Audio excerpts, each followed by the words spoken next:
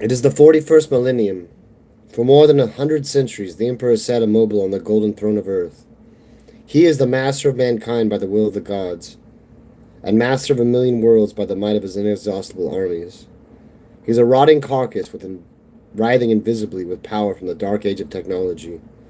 He is the carrion lord of the Imperium, for whom 1,000 souls are sacrificed every day, so that he may never truly die.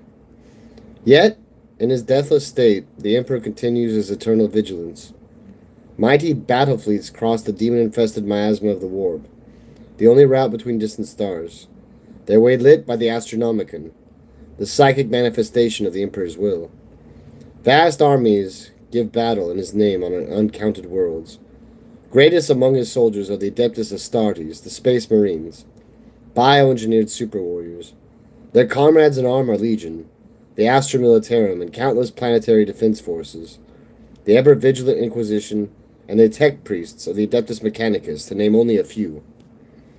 But for all their multitudes, they are barely enough to hold off the ever-present threat from aliens, heretics, mutants, and worse. To be a man in such times is to be one amongst untold billions. It is to live in the cruelest and most bloody regime imaginable. These are the tales of those times. Forget the power of technology and science, for so much has been forgotten, never to be relearned. Forget the promise of progress and understanding, for in the grim, dark future there is only war. There is no peace amongst the stars, only an eternity of carnage and slaughter, and the laughter of thirsting gods. It was just as the second son of Macrogh set over the polar fortress that alarms sounded. Here, far from the planet's capital, the main structure of the Ultramarines' fortress monastery, the siren blared throughout empty halls and antechambers. In response, several medical servitors came clattering up the stone steps leading to the meditation chamber. The servitors broke the seal on the chamber door and entered. Inside, it looked like a hurricane had struck. Ancient, heavy volumes that once lined the walls had been picked and hurled by a tremendous explosion of energy, and now lay scattered around the chamber with crumpled spines and tattered bindings. Amidst hundreds of torn scraps denoting warp symbolism and meditation techniques lay a gigantic human form. Blood dripped from the giant's eyes and nose, pooling on the hard stone and staining yellow parchment a sickly brown. Though the figure was out of armor, the servitor orderlies still struggled to turn him over to check his life signs. "Back!" came a bellowing voice from outside the chamber. The servitors reacted instantly, for they were programmed to treat the voice with the same awe and respect that a human would. It was a voice that held the greatest authority in the world of Macrogh, save perhaps that for Lord Marneus Calgar himself. The servitors scurried to the corners of the meditation chamber, and Captain Orin Cassius entered. He wore his armor. Even away from the battle, during the everyday business of the chapter, Cassius was rarely out of it, but eschewed the skull-faced helm typically worn by chaplains. In his place was something far more fearsome, for Xenos acid had stripped away half his face. He had never had the muscle and skin replaced, wearing his mutilation not as a badge of honor, but as a reminder of how any of them could fall. The bionic eye set to the bare socket whirled frantically as it swept around the chamber, taking in the scene. Cassius knelt beside the fallen figure. "Brother Tigarius," he said, "what has happened to you?" The chaplain nodded at one of the servitors, and it came forward, drew an auto-injector, and slid the needle into an interface port on Tigarius' forearm. The body tensed as the cocktail of stimulants flooded through his system, the huge dose tailored to a Space Marine's immense constitution.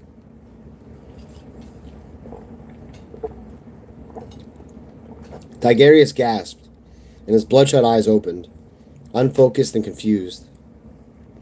Cassius helped him to a seated position as he regained some semblance of composure, befitting the chief librarian of the Ultramarines. The alarms died as the chamber's life sign sensor returned its readings to normal. "What ails you, brother? What have you seen?" asked Cassius. "Madness," breathed Tigarius. Cassius helped the chief librarian to his feet. The two Space Marines were of similar height, but Cassius seemed to dwarf Tigarius, with both the bulk of his black painted armor and his presence alone. Tigarius exuded wisdom and calm. while a barely suppressed fury held from the chaplain, the potential for rage and violence stated with every glance and movement. "What laid you low, brother?" asked Cassius anxiously. "Are we attacked?" "I came here to meditate," the chief librarian whispered hoarsely, "to cleanse my mind and soul. Instead, the warp rushed to my dreaming consciousness, an endless torment of nightmares echoing inside my skull." Tigerius paused. "I saw something stir," he said, "a nameless dread from the darkest days of our chapter. It is loose in real space once more, devouring, consuming. Millions have fallen. I saw them all, drowned by the swarm, fodder for the host." Cassius's half-ruined visage was not capable of so subtle an emotion as concern, but worry crept to his iron tones. "Kraken? Has the Hive Fleet returned?" he asked. "It looked back," Tigerius said. "It reached out to touch, and it looked back." The chaplain understood just how close Tigerius had come to obliteration. If one valued their mind, they did not attempt to scry the unknowable horrors of the tyrannid hive mind. Some had attempted it. They had all died, their consciousnesses annihilated by the immense mental feedback from an intelligence comprising countless trillions of inhuman organisms. "They have returned," said the chief librarian. Tigerius crossed the chamber and threw the doors open, leading to the meditation chamber's balcony. In the chill wind of Macrog's northern pole, there were scraps of parchment fluttering across the room. The meditation chamber was at the top of one of the fortress's towers, and in the chill, clear day, the view stretched for hundreds of miles. The polar mountains looked like a churning gray sea frozen in a storm, the peaks of the waves capped with snow that never melted. The shadow of the fortress's orbital defense lasers fell across mountain slopes, scarred with acid and pockmarked with artillery shells. The scree was scattered with heaps of alien skulls, marking where mighty sons of Ultramar had fallen a generation ago, when an endless swarm of Xenos organisms had spread across the stone expanse like a voracious infection. "They have returned," echoed Cassius. "Who are they?" Tigerius took a deep breath, letting the cold, cleansing air rush to his lungs. Then he turned back to the chaplain. "I cannot know exactly," he admitted.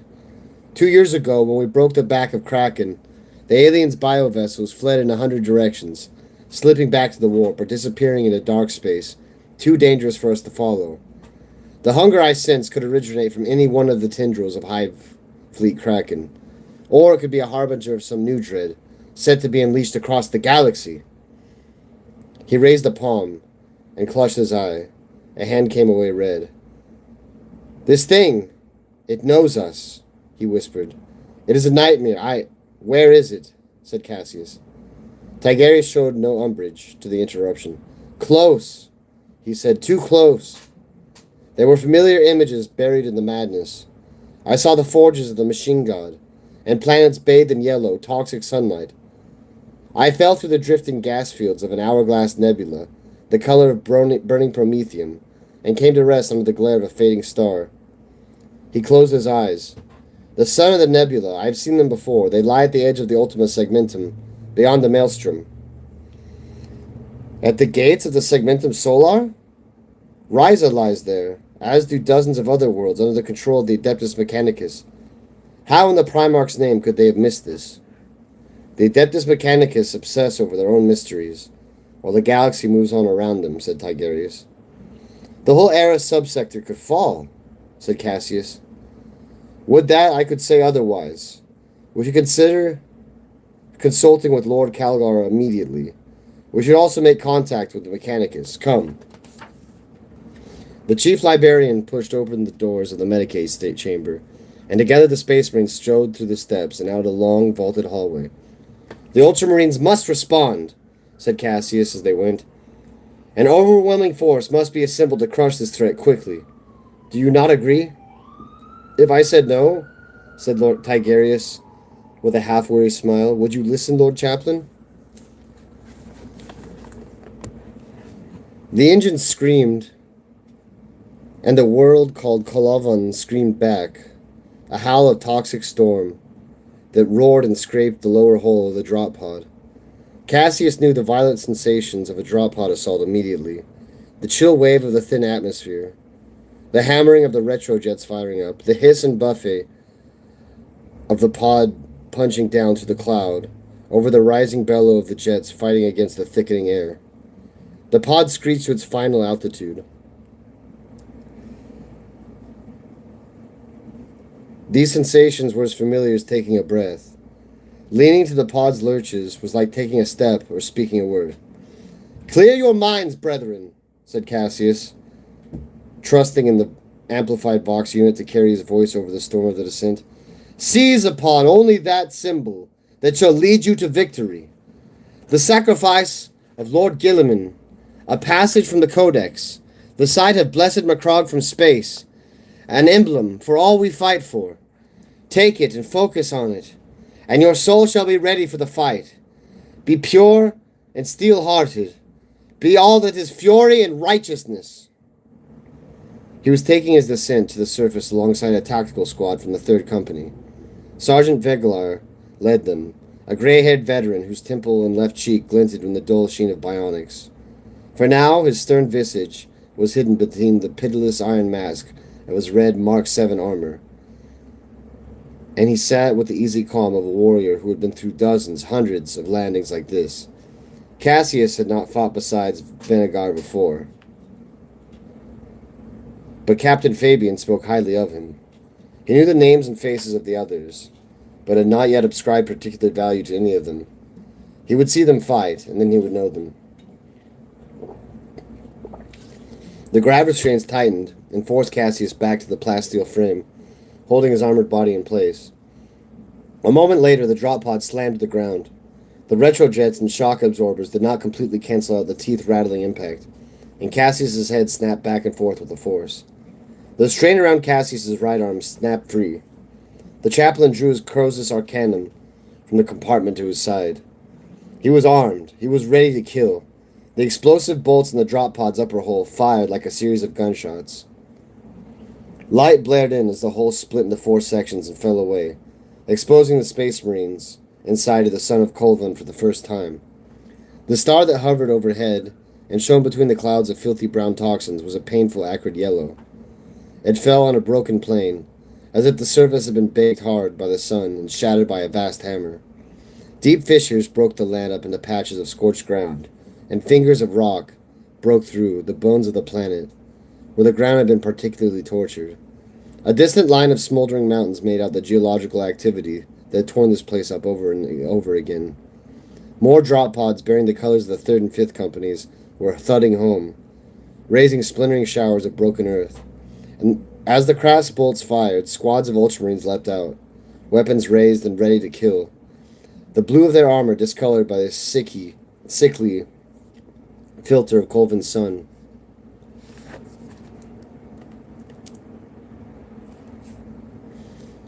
Cassius's grav restraints snapped open, and he jumped from the pod just as his men disembarked alongside him. 1,000 battles worth of experience flooded through him, and he took a tally of the landscape around him in the space of a few seconds. Broken ground, difficult to move over swiftly, rises and breaks in the earth that could serve as cover. The rest of the strike force was making landfall closely grouped, for the crew of the ship Defensive Talisar had performed their task well in launching their drop pods from upper orbit. The air was toxic.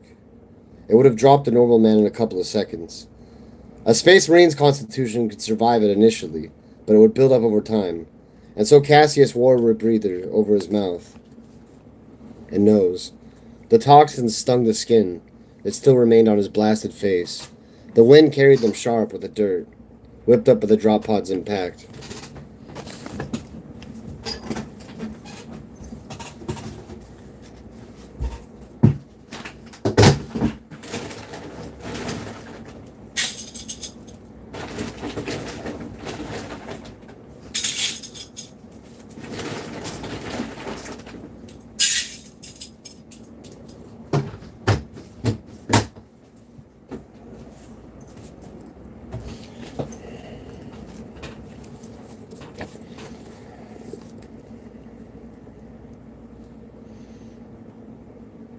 We're east of the drop zone, came a voice on the company channel from Captain Galenus of 5th Company. The Xenos are massing to the north.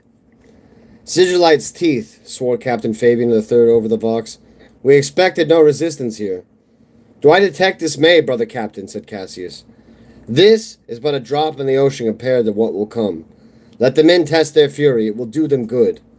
Cassius turned to the battle brothers emerging from the drop pod. The Tyranids are not so distant as we feared. They mass and respond from the south. We take the southern ridge and we hold it until our main force makes landfall. The squad nodded gravely. Gauntleted fingers rested on weapon studs. Blades were checked and stowed. They were ready. We hold the bridge, Cassius repeated through the vox. Fabian, you are with me. Captain Galenus, take position to the east and be wary of flanking attacks. Let them come in their thousands. Let them feel the wrath of Gilliman's sons. We are the wall against which the enemy will break. Move out, growled Sergeant Vergar, wisely leaving the oratory to his chaplain. Let us send the foul Zeno shrieking into the abyss, roared Brother Ortis, doing the opposite. Cassius let it pass. He knew what strength the expression of battle joy gave them, and knew what it covered up. Like everything else, it was there to be used by leaders, like Cassius, turned into another weapon in the arsenal of the Ultramarines. Other squads from 3rd Company joined his own. While the landing forces of the 5th secured the eastern edge of the ridge, tactical squads, standing tall and proud in their burnished warplate, ready to face the enemy with a torrent of bolter fire. Assault Marines, chainswords already roaring with eager fury, and Devastator squads, wielding pristine plasma cannons, missile launchers, and heavy flamers. The latter would be key, Cassius knew. Disciplined bolter drill and skillful blade work had their place in any battle. But against the swirling, writhing horror of a Tyranid swarm, the swathe of cleansing flame, or a sanctioned warhead engraved with holy rites and packed with refined explosives, were the only effective countermeasures. Cassius ran up the ridge of broken earth to the south of the drop pod site. He crested it, and he saw the land reach down to a shallow depression where once an ancient river had fed a lake, now drained by the land's upheaval. Into that bowl flowed not water, but a mass of chittering, scrabbing flesh. 1,000 limbs, the acidic sun gleaming on glossy carapaces and glinting on rows of sharp teeth. Tyranid battle organisms, numbering in the hundreds. They were termagants and hormagants, creatures evolved to serve as the foot soldiers of the hive mind, to swarm in massive numbers and flood the battlefield with gnashing teeth. Towering over them were a dozen warrior forms that stalked on their own hind legs and lashed out at the smaller creatures with whips of living flesh. The Tyranids of each hive fleet had their own appearance and coloration, and these specimens had a particularly ill look to them. Maggot-pale skin and plates of ivory exoskeletal armor, with eyes as black as night and maws full of glinting white teeth. There were two options. The first was to wait at the ridge for the Tyranids to reach the Ultramarines, withering their numbers down with bolty fire. The second was to advance to meet them and fight them face to face, driving a wedge of power-armored fury into the heart of the aliens. Cassius's role of chaplain, as custodian of his brother's souls, an example of the Emperor's fury in battle, screamed to opt for the latter approach. His hatred for was a physical ache as he looked upon the foe, and every fiber of his being was dragged down off that ridge and into their rolling mist. No, there will be time for that later. For now, the landing zone must be secure. The Codex, the word of Gilliman, willed it, and so he waited. He waited until the foul creatures skittered heedlessly into the effective range of the Ultramarines' bolters. "Volley fire!" yelled Cassius, brandishing his Croesus Arcanum over his head. "Burn this filth to cinders! For Macrogh! For mankind! For the Emperor!" The 3rd Company Marines opened fire, and a wave of mass reactive death rolled over the front of the advancing horde. The hissing shriek of the advancing bioorganisms was drowned in an explosion of sacred ammunition that burst carapaces, split leering skulls, and sent up a cloud of ichor so thick it obscured the black of the swarm. It did not matter. For in their elevated position, and with such a wealth of targets, the Ultramarines simply could not miss. Heavy bolters bellowed as they tore great rents in the enemy line, and smoking trails marked the passage of missiles as they impacted in the thickest patches of the Tyranids, erupting in great gouts of orange flame, and sending clouds of gore and chitin whipping through the air. Still they came on. A storm of fire that would have broken the back of any regular force could not force the Tyranids into retreat.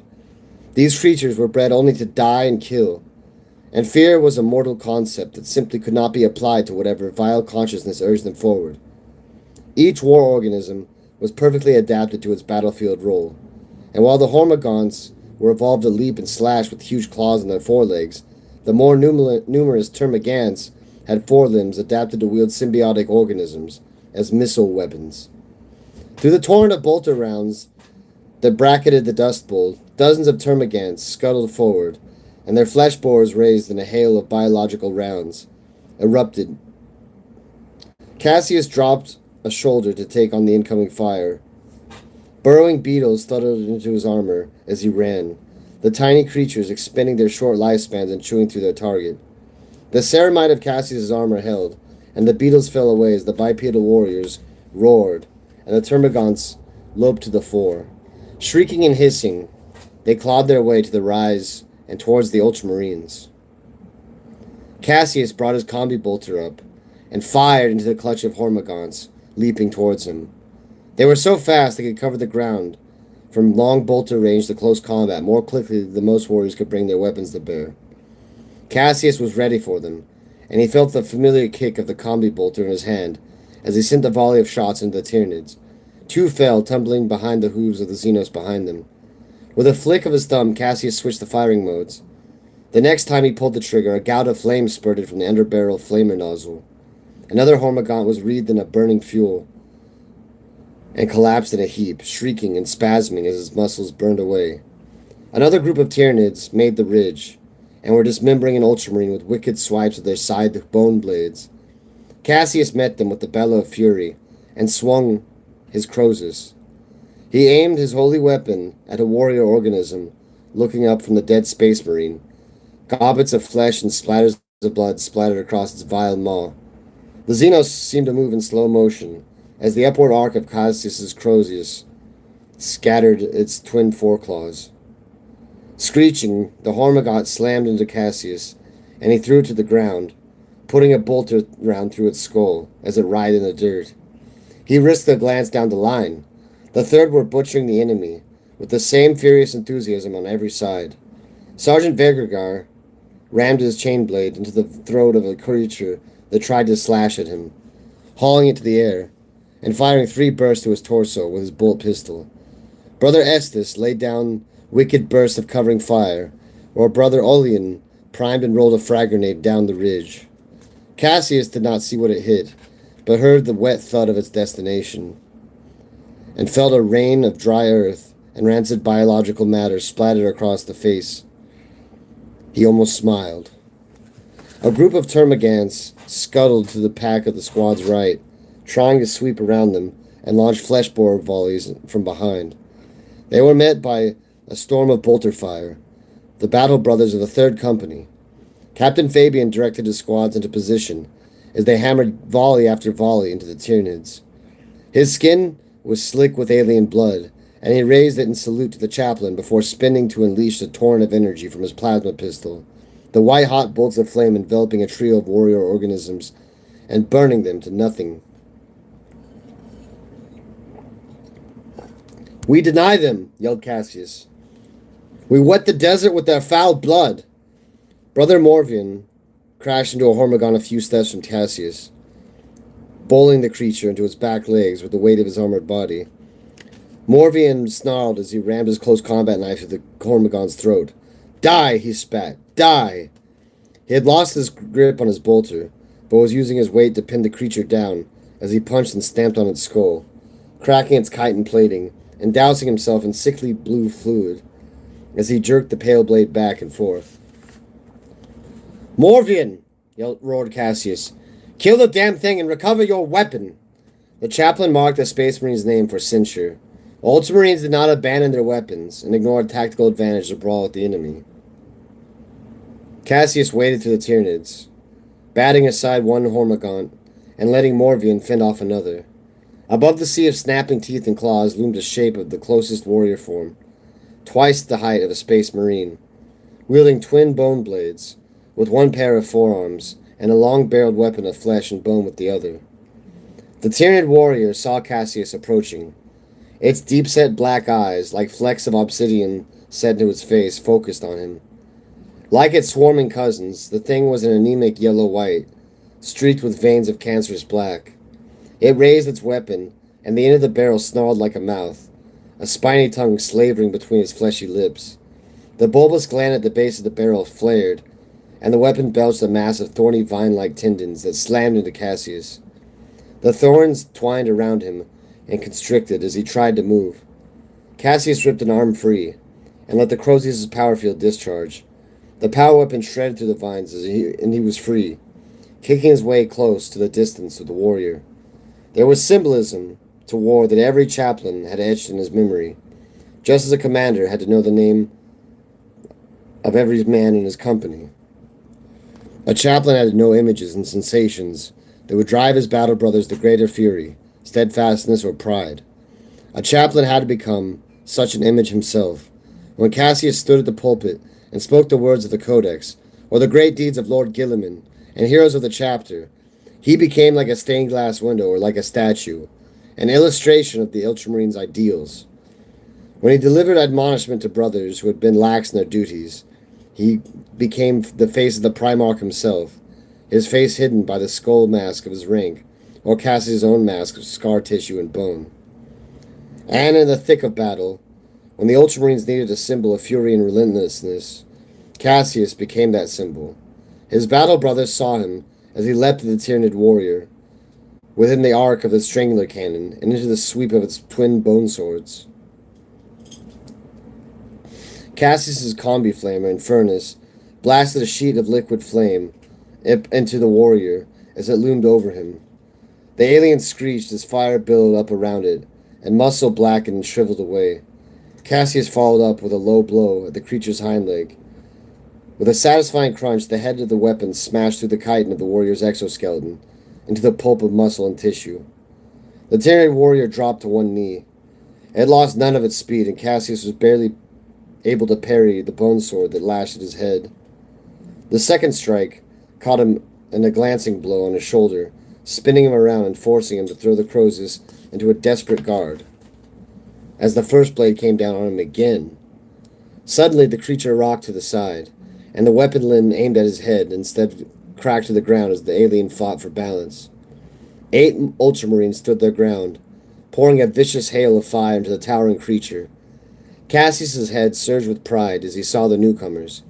Each wore the symbol of a skewered Tyranid head on its right shoulder plate, and the armor of each was littered with honor scrolls which fluttered in the toxic wind. Their helms were painted with white, and the accuracy of their onslaught proved the truth of their veterancy. These men had been tempered in the hellish nightmare of the tyrannic wars, and knew their business well. The warrior organism howled. Its bony armor plating was not simply blasted and scarred by the assault. Smoke rose from ruptured flesh, and the specialized bioacid embedded in each bolter round began to devour the warrior creature's innards. Racked with agony, the Xenos turned to face this new threat, forgetting Cassius for just a moment to bring its strangler cannon around. Cassius leapt up, firing 2 shots at the underside of its skull, as he brought the Crozius around an overhand strike. The power field had recharged, and it erupted now. The armor covering the warrior's sternum split, and Cassius buried the head of the weapon deep into his chest. The warrior spasmed as Cassius held it there for a moment, anchored in place by the Crozius' ornate eagle wings, hooked to its flesh. The arms carrying the bone swords flailed aimlessly and fell limp. The weapon came loose, and the warrior pitched over, showering gore from its ruptured chest. "So will it be for all your wretched kind," muttered Cassius. He raised the Crozius again, and brought it down on the Tyranid skull, which burst into fragments of bone. The tyrannic war veterans nodded at Cassius in appreciation of the kill, before reloading their Hellfire-round magazines, and turning to seek new targets. One remained, marked out by the black of his armor, which matched the chaplain's own. Upon his shoulder he wore not the inverted Omega symbol of the Ultramarines, but a pair of crossed scythes, painted in the same acid yellow of Colvin's sun. "Chaplain," he said, his voice a growl. "Sergeant Remus," Cassius replied. The sergeant gave an almost imperceptible nod and strode off after his men. The Ordo Xenos of the Inquisition, the Majos Biologists, and the Strategos of the Astrometerum had collected reams of data on the Tyranids. It was an endless task, for the Tyranids evolved to counter every tactic used against them, and new variants of the High Fleet's base organisms turned up every time the Imperium clashed with the aliens. But some constants remained. The lesser organisms, their variants on the termagant form, possessed only the capacity to act on crude animal instincts. To act in concert, as an army, they needed a directing force, which for the Tyranids came in the form of leader organisms that transmitted the directions of the hive mind. The warrior form Cassius had just killed was one such organism. And without it, the Tyranids nearly lost their focus. They snapped and charged at random, instead of surging in waves. Some fled or tried to burrow into the broken ground instead of fighting. The third company opened a great bloody rift in the Tyranid mass, in Cassius's wake, hammering the lesser organisms back with bolter fire, and isolating and butchering them in ones and twos. Brother Cavolos vaporized panic knots of termagants with space-warping blasts of his grab cannon. Warrior organisms writhed on the ground as they fell over one another to flee or countercharge, and were dispatched on the ground. Cassius jumped to the command beast's ruined corpse, giving him another meter of vantage point so he could see all the way back to the battle brothers of the 5th Company and their firing lines to the east. They had reaped a toll no less catastrophic on the enemy's left flank. Wretched, torn corpses littered the ground in front of their position, like a sea of crushed maggots. Cassius held up his blessed Croesus, and still splattered with gore from the dead creature's skull. He stood triumphant on the corpse of his enemy, and roared his victory to the tortured sky. His exhalation echoed through the Vox and into the ear of every Ultramarine in the field. Victory! We have victory! For Macrog! For the Golden Throne! All eyes went to him. He was a symbol of triumph, of destruction, and how the greatest of the Tyranids were just fodder beneath the Ultramarines' assault. A symbol of the victory demanded by the legacy of Robotique Gilliman. Cassius understood the power of such symbols like few others. Creating and nurturing them was his purpose as a chaplain. It was such an image in their hearts that the Ultramarines would scour the Tyranids from Colvin.